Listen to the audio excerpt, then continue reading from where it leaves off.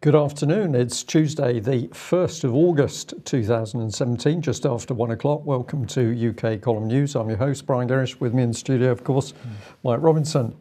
Well, here we are, August. We've got a little bit of blue sky peeping through in Plymouth, but it's pretty chilly overall. Yep.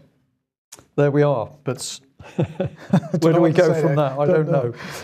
Well, luckily everything in the country is rosy, and we thought we'd start off with those excellent ministers that we learnt yesterday, that British ministers, of course, while they're in post, immune from prosecution, including criminal acts.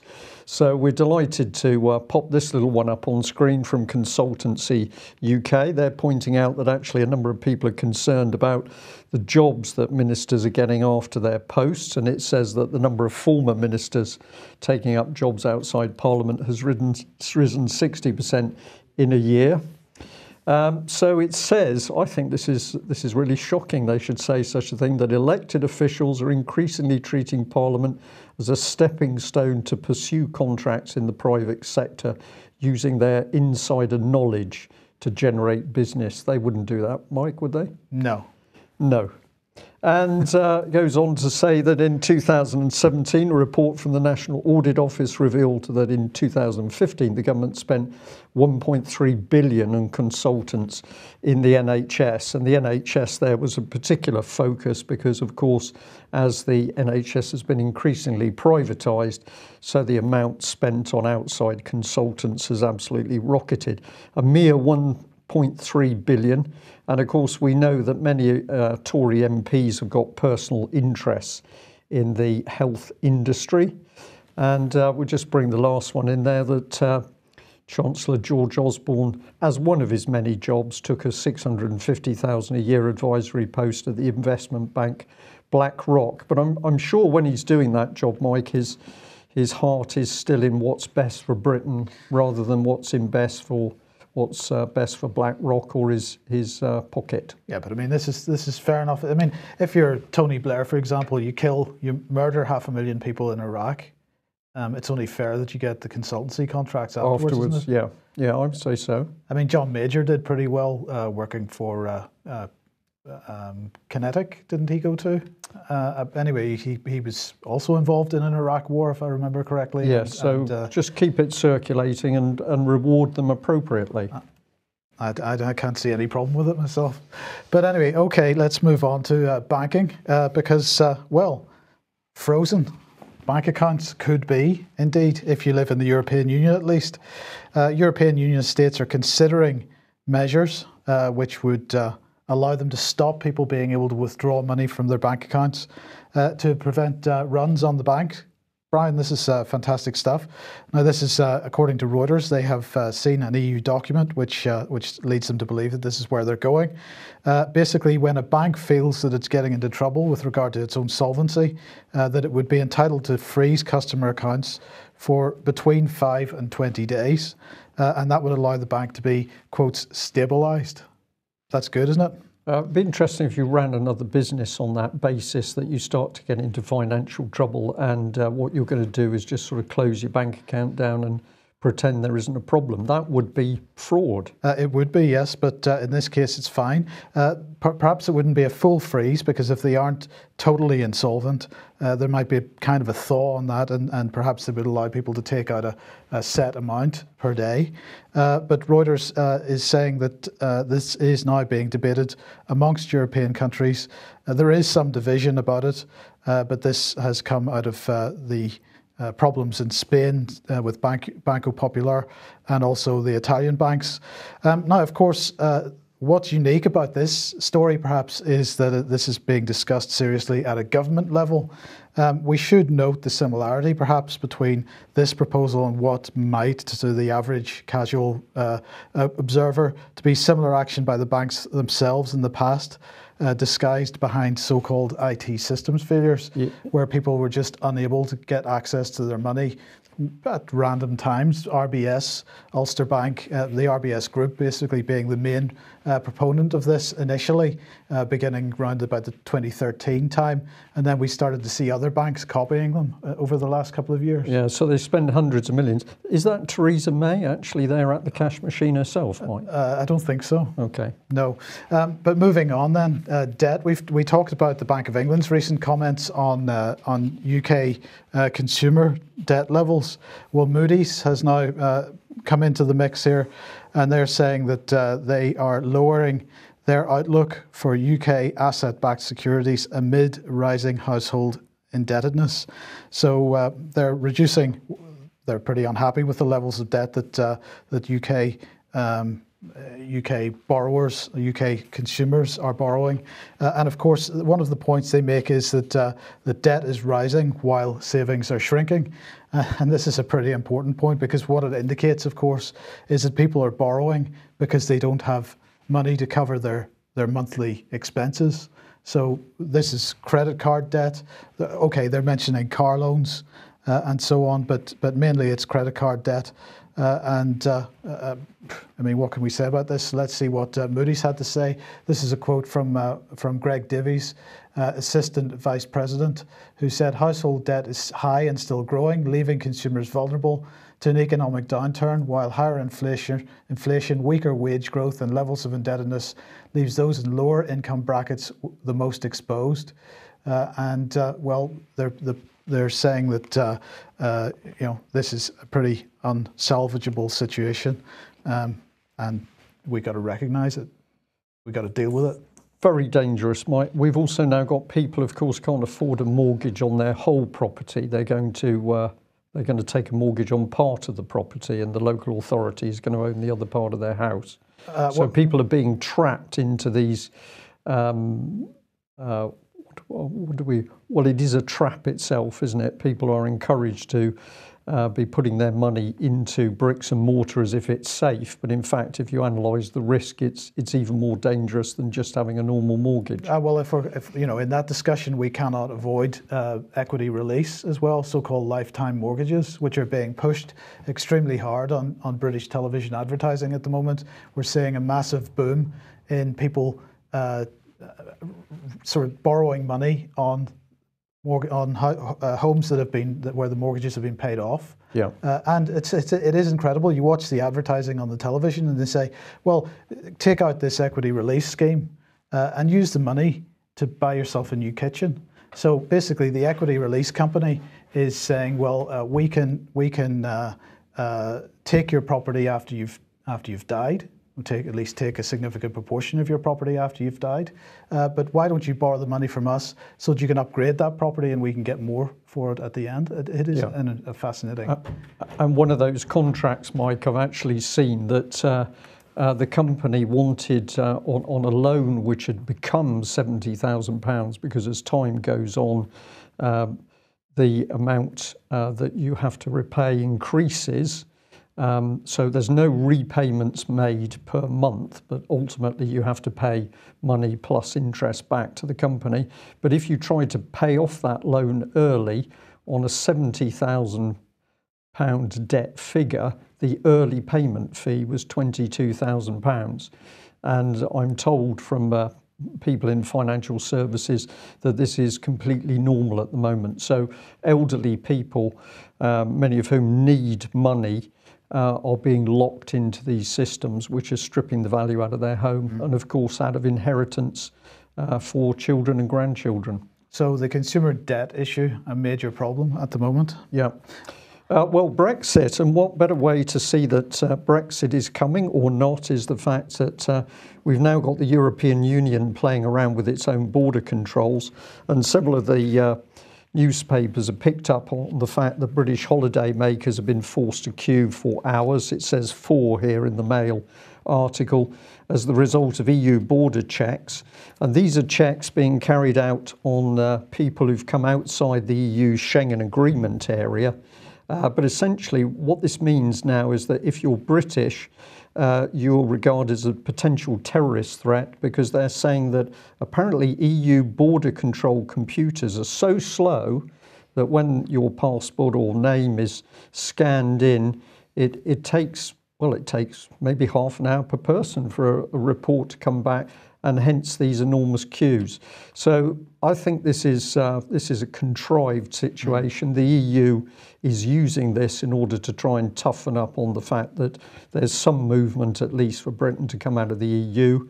But of course, the whole thing is possible on this continuing lie of terror threats, and that we should be fearful of terrorism at all stages. Well, on the Brexit issue then, I wanted to highlight this article from the Financial Times. Brexit triggers a great car parts race for the UK auto industry. And what they're saying is that, I'll just quote the first paragraph here, if you drive one of the 1.7 million cars built in the UK last year, it's likely the power steering on the vehicle was manufactured in Germany, the electronic control units came from Romania, and the shock absorbers travelled all the way from Poland. Indeed, more than half of the 30,000 components in an average British-made car come from somewhere else. Until June 23rd last year, this represented a triumph of modern supply chain logistics. Now, with the UK leaving the EU, it's less a marvel and more of a problem. Brian, it's hardly a triumph of modern supply chain logistics. It's more the devastation of the British manufacturing industry. Well, exactly. It's a triumph of supply chain because you can actually get a part. They don't want to talk about the fact none of the parts are manufactured in Britain because we haven't got a manufacturing industry left. Well, that's it's outrageous. Absolutely it.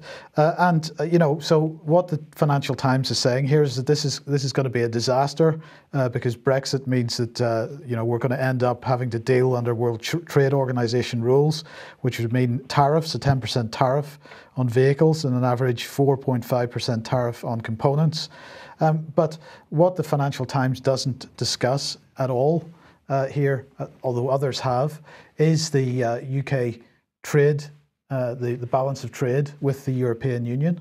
And on the left of this graph, we can see what that situation is. And it's still, even though, despite the devaluation of the pound following Brexit and the fact that exports have gone up somewhat in the last 12 months, we are still in the situation where there is a 71 billion pound deficit on trade with the EU, which means that the EU is more reliant on us than we are on them. So there is no way that they are going to permit this situation to take place with regards to trade because they're damaging themselves in the process. And we can see that Germany is already going nuts over the most recent sanctions that the US has put on Russia, because this is damaging Germany's trade with Russia.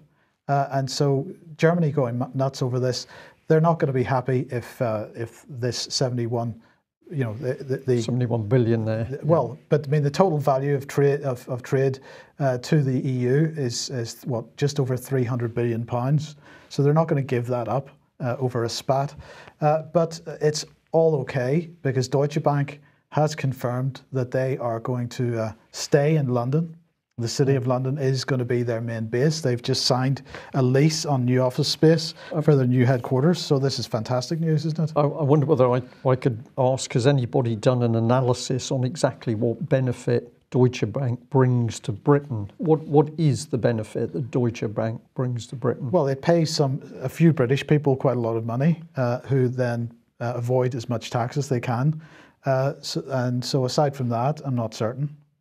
Rest of the profits go back to Germany. Of course, we remember that Deutsche Bank, one of the big funders of Common Purpose, so it's worked extremely hard to help subvert the civil service. And others. And others. So Deutsche Bank, I mean, this is fantastic news. But in the meantime, Sir Nicholas Macpherson, a crossbench peer, former head of the Treasury, also speaking to the Financial Times, has said that all too frequently in the last year, the national interest has been subordinated to party interest, and he's complaining about Theresa May's dealing with Brexit and the fact that she's sort of putting the party first and her position as Prime Minister first.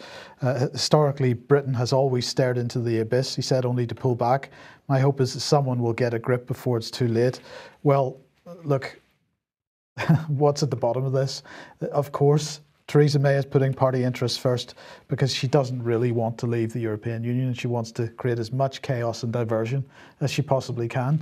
Yeah, I believe that on YouTube there is a really excellent little Yes Minister clip which is talking about about Europe and being in Europe and coming out of Europe. I'll see that if I can track it down, but several people have said to me, you need to listen or watch this clip in view of what's happening at Brexit, because the similarities with that very dry humour are so accurate. Well, what's at the bottom? I can confidently say what's at the bottom is a lot of mud. And Britain as a nation here has got very excited that we've been able to spend £100 million dredging out Portsmouth Harbour in order to allow the 2 new aircraft carriers to actually get in and berth. So we've got another big article with the Telegraph here where they're getting very excited because that dredging has produced bits of a German bomber, 36 anchors, human skull and a few cannon. Yeah. And this apparently is major news because as a leading nation in the world, we can get in there and dredge the harbour. And I better bring in Harriet Baldwin because she's used it as another opportunity to ramp up the fear.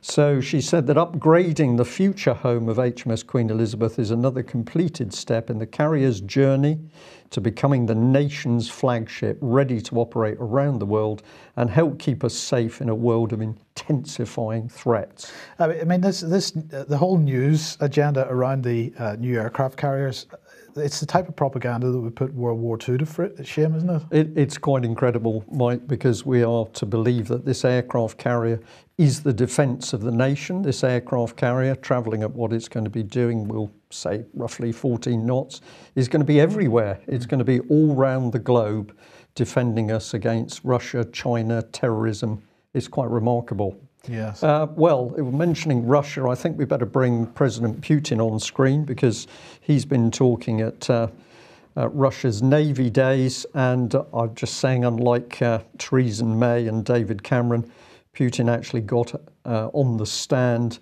and was speaking up for his armed forces. And I think you just look, I've got to say it, you look at the style of this man, he looks like a leader, he speaks like a leader.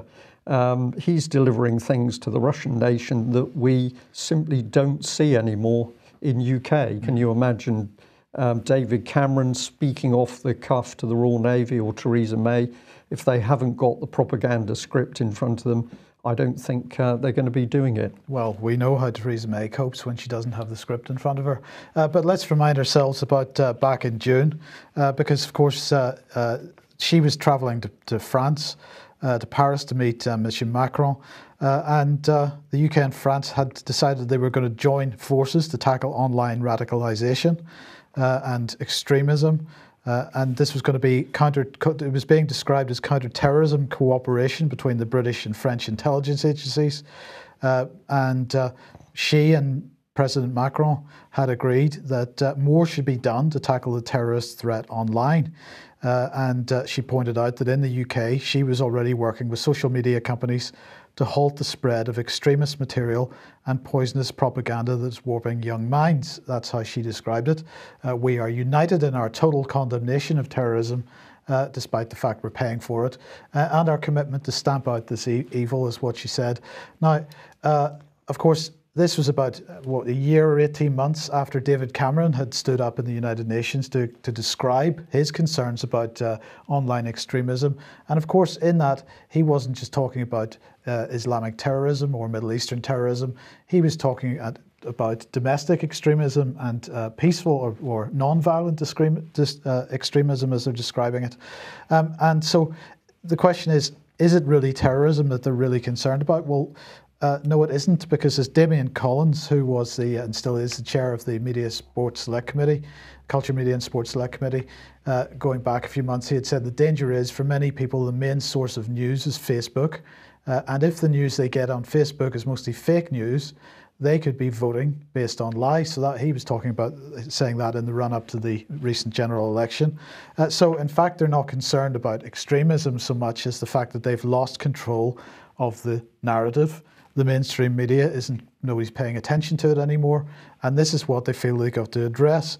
So in a vain effort to regain control of that narrative through simple censorship, Amber Rudd is in Silicon Valley today for the inaugural Global Internet Forum on Counterterrorism, whose partners are the likes of Facebook, Alphabet, that's Google, Microsoft and Twitter.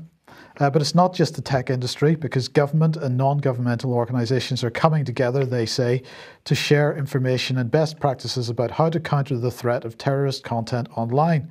And so they want to formalise and structure how companies, these types of companies, work together to curtail the spread of terrorism and violent extremism on their hosted consumer services, building on the work started within the EU Internet Forum and the shared industry hash database. They are fostering collaboration with smaller tech companies, civil society groups, academics and governments. So the lot are all coming together at this point to deal with this problem. So they say their mission is to substantially disrupt terrorists' abilities to use the internet to further their causes, while also respecting human rights. This disruption includes addressing the promotion of terrorism, disseminating of propaganda, and the exploitation of real-world terrorist events through online platforms. To achieve this, they say they will join forces around 3 strategies. The first one is employing and leveraging technology. The second one is sharing knowledge, information, and best practices. And the third one is conducting and funding research. And they're also going to aim to achieve these points in the next several months to secure the participation of 5 additional companies to the industry hash sharing database for violent terrorist imagery, 2 of which have already joined, and that's Snap Inc. and JustPaste.it. And they want to reach 50 companies to share best practices, and they want to conduct 4 knowledge sharing workshops. But at the bottom line here is that they want to shut down certain types of conversations. So what did Amber Rudd have to say? She said, terrorists and extremists have sought to misuse your platforms to spread their hateful messages. This forum is a crucial way to start turning the tide. The responsibility for tackling this threat at every level lies both with government and with industry. We have a shared interest. We want to protect our citizens and keep the free and open internet we all love. The fight is moving from the battlefield to the internet, she said. So what's the price of this, I was wondering, because there must be a price. And perhaps this gives us a clue, because this is the Centre for Public Integrity. And they have posted this article, Saving Face, Facebook wants access without limits. And basically the article is talking about how Facebook was sued, at least the suit began in 2015, over their use of facial recognition. I mean, I have to say it is strange that there should be any surprise that Facebook is using facial recognition. I think the clue's in the name. It's called Facebook. That's what it is. It's all about faces. That's why they were driving the selfie craze so hard and getting people to post selfies on Facebook and then tag those selfies so that they could start building their facial recognition database. It's also why governments have moved to facial recognition as the form of identity checking of choice. If you look at your passport and so on, that's the biometric of choice. But anyway, they were sued in 2015, and that case is still ongoing. Facebook has, in the meantime, stepped up its lobbying of governments on the state and the national level, because they want to be able to carry on this agenda with impunity. And just to give an impression of where this is going, they are looking at, well, they have already filed patents for technology which allows Facebook to tailor ads based on users' facial expressions. So what that means is that you'll be sitting reading a web page, and your expression will change as you read it, and they want to fire off tailored ads based on that. I think it's going to mean I get a lot of grumpy ads, Mike, because I'll be there looking at some of the stuff and I'm feeling grumpy, and I'm going to be getting grumpy ads. Well, that may well be, but is that going to be the price that Facebook asks in return for doing the government a favour by shutting down the alternative narratives that is really the target of all this online extremism rhetoric?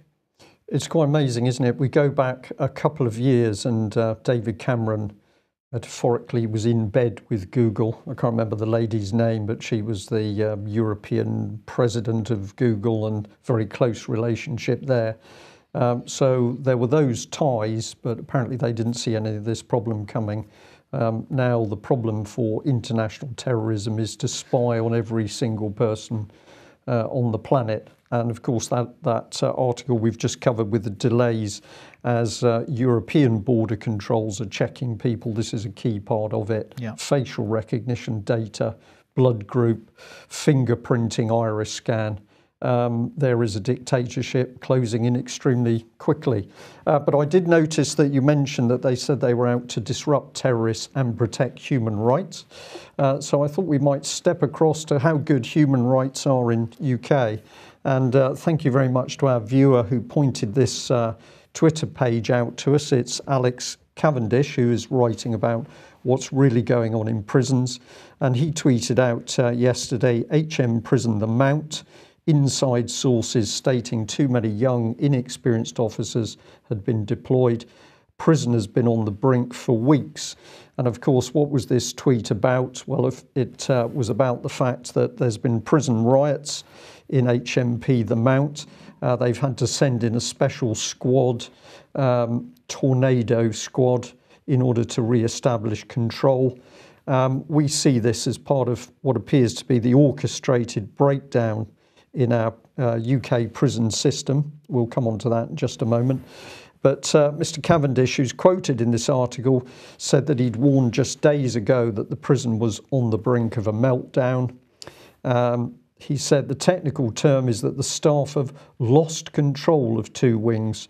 What lost control really means is that the prisoners are basically rioting in layman terms. Isn't it interesting? We've just heard about the fact that if people use Facebook to get their news, it's all lies and they can't make a decision. But here we've actually got good quality material coming out on the Twitter page, and that's used as the source of this story because it is so accurate. So somebody's lying somewhere in government, I think. We picked up this, an assessment from the jail's independent monitoring board said that last summer all the ingredients were in place for the Mount to suffer disorder, such as been experienced in other prisons, staff shortages, readily available drugs and mounting violence. So once again, we've got an organisation warning and a member of the public warning what was going to take place. The government does nothing, and sure enough, the events occur. Well, where do we go from that? Melanie Shaw, of course, has been making her own reports when she can get letters out and reporting from a solitary confinement cell. I'd just like to bring you back to this letter, which I mentioned the other day, where she says she's still in solitary confinement. But of course, inside this letter, she also said something else. She said the officers have or are losing grip. I say this as alarms are going off all day, every day. These are personal alarms officers carry. The segregation unit, the SEG, is full with all 14 rooms taken. What is so embarrassing is it's clear women on main side are being locked in their cells for serious violence, and maybe on staff or inmates, and it makes a mockery for them to remain on main side in the main prison she's talking about. There are women openly building joints in front of officers.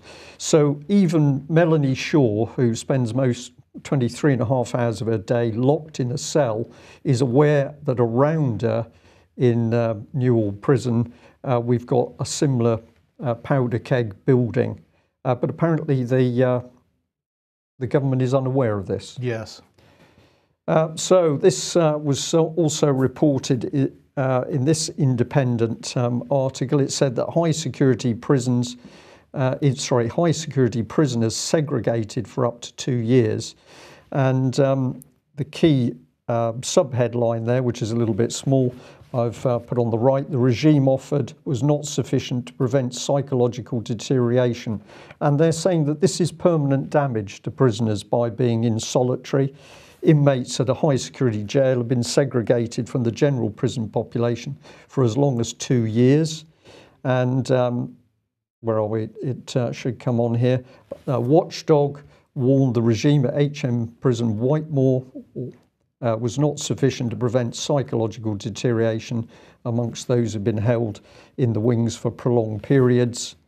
And if I can just bring the last one in, the Independent Monitoring Board again reported that in December, 11 men have been held in segregation for between 11 and 25 months.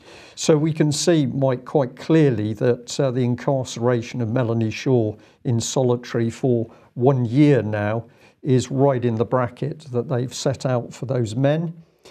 This is the organisation making the report, and I was fascinated on their website to find that this was a report on Peterborough. So I took a little look inside, and in their executive summary, I didn't have to go far. The main judgments are prisoners treated fairly. It says, overall, the board believes residents are treated fairly at HM Prison Peterborough, noting in particular that healthcare is at least as good as in the community. And I found that a very interesting statement, Mike, because it was during that time period that Melanie Shaw was in Peterborough. And let's just bring up a picture of her leg ulcer, which remained untreated for the whole time that she was in prison. So Melanie Shaw segregated also in HM Prison Peterborough, but also denied medical treatment. That must have been intensely painful. And even when NHS England was brought into the frame, of course, there was just a cover-up and a denial that anything was wrong. So I did speak to IMB this morning and pointed out the situation with Melanie Shaw. They've promised that somebody is going to call me back. We'll see whether that happens. But at the moment, I have to say the claim is that all is well with medical services at Peterborough, but the reality is that prisoners have been denied essential medical treatment. Or one prisoner. So the question is, if how many more? But the question is, if IMB found that in general the standard of care was quite good in Peterborough, then does that mean that Melanie was getting some particularly special treatment? That's a very interesting point of view, Mike. Questions to be answered. We don't know yet. We'll wait to see whether they come back. And if we follow the saga of prisons through, of course, what we come into very quickly is that both Labour and the Conservatives have pushed through privatisation of prisons. Politics.co.uk here obviously talking about the problem. And then we've got a Guardian article, prison privatisation should be a national scandal. Well, it is a scandal, but it simply gets brushed under the carpet each time there's a new facet to that particular scandal. Something we've been talking about quite a lot over the last 18 months has been privatisation, and particularly, as George Osborne described it, the biggest privatisation for decades, which of course is to do with the sell-off of government-held property and so on. And we've mentioned this organisation before, One Public Estate. Now, One Public Estate is a combination of the Cabinet Office and the Local Government Association, and the idea is to merge multiple agencies. They've now, as you can see on screen there, they've run 350 projects across 250 councils, health, social care, fire, ambulance, Ministry of Defence, and so it goes on. They are pushing all these people into shared office space and therefore merging their functions to some degree. So they've now launched a £54 million package to, as they describe it, transform local communities and release land for thousands of new homes. This package comes as part of a new cross-government partnership to make smarter use of government-owned property. And so part of this is a £45 million land release fund, which is launched in partnership with the Cabinet Office and the Local Government Association's One Public Estate programme. And that's going to ensure that local councils release some of their unused or surplus land for housing. And that will help meet the ambition to unlock enough council-owned land for at least 160,000 homes. Well, that may well be the case. Who's going to build those homes? Is it going to be Taylor Wimpey? Are they going to then are you going to buy a home from them that ends up with a leasehold where they have resold the freehold, the underlying freehold, to somebody else, and you find your ground rent as a result of the lease doubling every year for 20 years? So councils apparently can now bid for land remediation and small-scale infrastructure, which will help bring sites forward for housing, which would not otherwise have been developed. So this is fantastic. But at the heart of this, Brian, is the issue of the fact that they are pushing as hard as they can to bring these agencies, these organisations together, and that this is a complete destruction of the separation of powers and extremely dangerous. Extremely dangerous. Note again, Mike, that this very serious issue is put across in a cartoon-style video. So I believe this is always done because you're supposed to believe that because it's cartoony, this is something that you can relax and have a little bit of a chuckle about. There's nothing really serious there. So the presentation of this very devious, very deceptive, and of course the locking together of all these agencies with the loss of the separation of powers, as you've just said, is also coming with the fact that we have the government's own behavioural insights team boasting that it can use applied psychology to simply change the way people think within any or all of those integrated units. So this is the hive, I think, that is being built here very quickly. Immensely dangerous, and many people still unaware of where this really goes. And the other thing I think I should comment on is that we are getting more and more reports of fraud and corruption coming in from across the country, followed up by very aggressive attitude by local authorities and the police when you try and expose it. If you integrate all these authorities, that corruption is going to spread ever faster. And of course, there's no separation of powers to take the lid off it when you discover it and try and do something about it. Why shouldn't we trust our politicians? Well, we've got to go back to these statements. We've had these up before. This is December 2010. Nicholas Bowles, MP, quoted in The Guardian and elsewhere saying, "The Prime Minister and his deputy, Nick Clegg, want their people power revolution to unleash chaotic effects across local communities.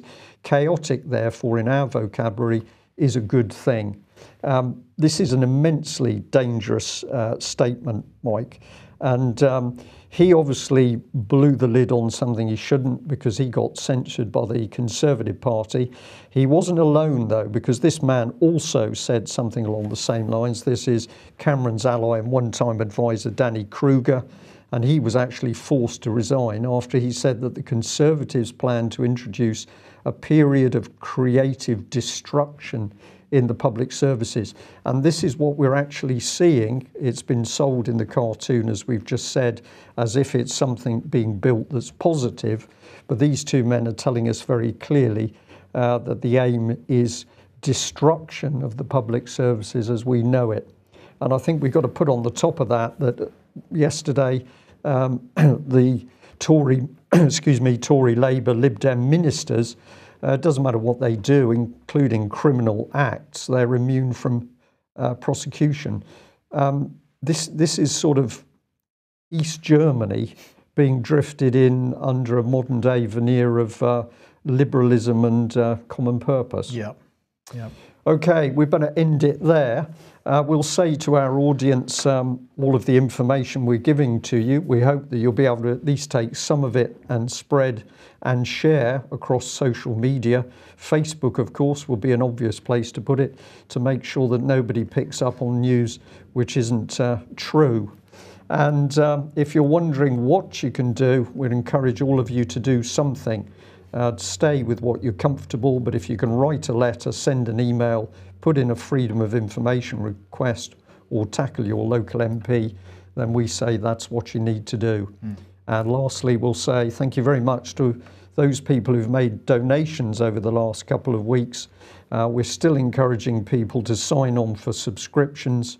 So if you're watching and you're not a subscriber of UK Column, please consider doing so. Because we can only do what we're doing because some people have paid those subscriptions. Thanks very much for joining us. Bye-bye.